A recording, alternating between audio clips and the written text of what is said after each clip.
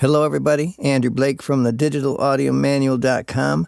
Today let's talk about the modulation matrix in Retrologue in Cubase. There's a synth in Cubase called Retrologue. We're looking at it right here, the initial preset set up. It's a great synthesizer, has a lot of great sounds, and it has an option to create some great sounds. But one of the things in this synthesizer is this area in the lower right here. And this is what's called the modulation matrix. And there are a lot of options here, and they are very confusing for those that don't work with synthesizers, maybe want to start creating some sounds or altering the presets that you already have. So let's examine this area and learn about some of its functions. Let's say we have our basic sound, and I go up to this knob here, this middle area called the cutoff. If I play the sounds on my keyboard and I start moving this knob, I get that real obvious effect, and I can use that effect musically where I actually move it during the sound. In other words, I'm playing and I move the knob, and that in itself is a musical effect, as opposed to just setting it one place and leaving it. But do I really want to play through my song and then sit here and move this knob through the song? It's a challenge unto itself. Well, that's where this modulation matrix comes into effect, because we can set up things to kind of automatically move this knob for us. We don't have to sit here and manually do it. So let's do a couple of examples and see if we can get a little more proficient in doing this. When we look at this matrix, they basically are just repetitions of the same thing. In other words, you can do something here, you can do the same thing to this area, the same thing to this area, and you have these multiple pages to kind of do similar things. But if we hit this number 1 right here at the top, and we work with this first little column of options, you can see that it says source, offset, modifier, depth, and then the destination. If we focus first on the destination, hit this drop-down area. Now we have a list of all kinds of things. Some of these have multiple choice. If we move down, there's like sub-menus. It'll take us into other levels as well. As I look down this list, one of the things I have here says cutoff, and that's referring to the same little knob up here that says cutoff. So it's giving me the option to choose out of this list something that's physically up here on the interface. Well, I'm going to go ahead and click on that. Now I need to have something actually move this cutoff or change this cutoff. That's where this area over here called the LFO comes in. You can think of the LFO for our example as basically your hand. Just like I can take my hand and move this knob, the LFO can do the same thing. It can physically grab this knob and move it. And if we go down to this area that says source, that's where we set up the option to do that. Once I click on that, come down to the first choice that says LFO1 and click on that. What that's saying is this LFO1 that's over here is basically going to grab this knob and do something to it. Right now, when I hit my keyboard, even though we've set this up, you can't hear anything because there's a couple of other things we have to do before the hand is actually going to start turning the knob. And the first thing we have to do is come down to this area that says depth. There's a little slider here. And if I play my keyboard and I move this slider, immediately this LFO is now grabbing this cutoff knob, doing the same thing as if I was to grab this and do this to it. Now, the further I move this to the right, basically what I'm saying, how much do I want to move this knob? In other words, do I want to move it just a little bit like this? Or do I want to move it almost the full length of the knob?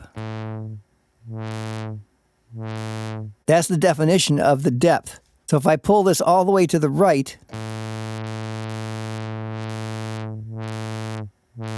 it's having the same effect as if I was to grab this knob and move it the full distance. Now, in this particular effect and this particular knob, I can go either way on this slider. The center being the 0 position. If I go all the way to the left or all the way to the right, either way, it's going to move that knob all the way. And then if I bring it back to the center, it's going to stop moving the knob.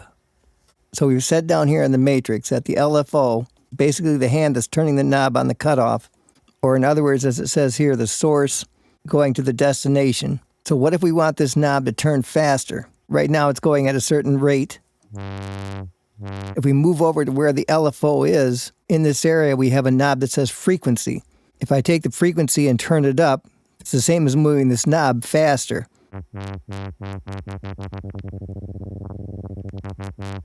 Or maybe we want this to actually sync up with our song so it follows the tempo, as opposed to moving this manually. So if I come down to this option that says the sync mode, I can click on that, and I can choose to follow the tempo. When I click on that, the frequency knob goes away, and instead we have the option to choose the note value. Right now it's on a quarter note. And that's going to follow the beat. If I move this to some other value, let's take it to an eighth note. Or to a 16th note.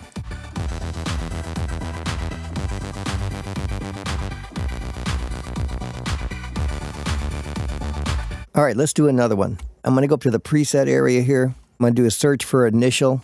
It brings up these initial presets so I can put Retrologue back to its original state. Cleared this modulation matrix out. Let's go to this knob that says distortion. Play a note, and I turn the distortion. I can hear that effect. So let's have the LFO turn the knob on the distortion. So we want to come down to the destination and find distortion. We look down the list, we can see cutoff, resonance, and then distortion. Click on that. And then again, let's go to our source and put in LFO1, and then let's move our depth and see what happens.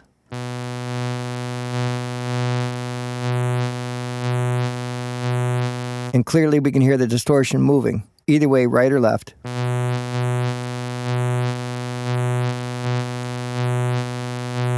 Again, let's change the frequency.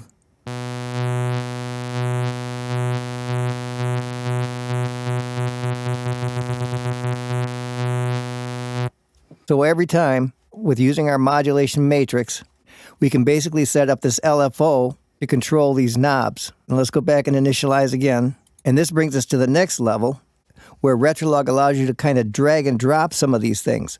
So we've been setting this up manually, clicking this field, putting in our source and our destination. But if we look at the interface, on some of these areas, you're going to see these three little lines. For example, if I look in this modulation area where these LFOs are, right to the left of the first LFO, there's three little lines. If I go up to this amplifier section, again, I have these three little lines right here. If I move over into this filter section, right below the name filter, again, I have these three little lines. What this allows us to do is click on these three little lines on any one of these areas. And the minute we start to try to move it, a lot of things start turning green.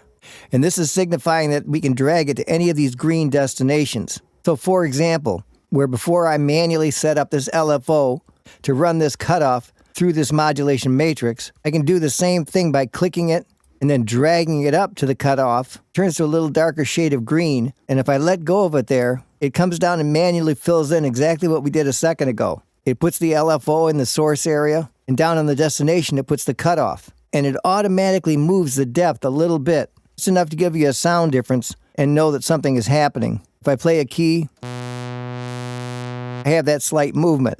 If I continue to move the depth,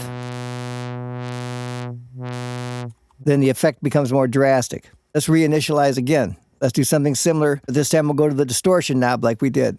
If I click on the three lines down here in the modulation, and then I move up to the distortion, it goes darker green. And when I let go of it, again, it fills in with the LFO and then the distortion. And if I play a key, I have that effect. I'm going to reinitialize again. Notice what happens if we do this. Right now it says LFO1 and it's blue. What if I go to LFO2, click on that, and then I do the same thing. I grab the three lines, I move it up to the cutoff, and I drop it. Now it's filled in the source with LFO2, and that's controlling the cutoff. And then LFO2 is the exact same controls again.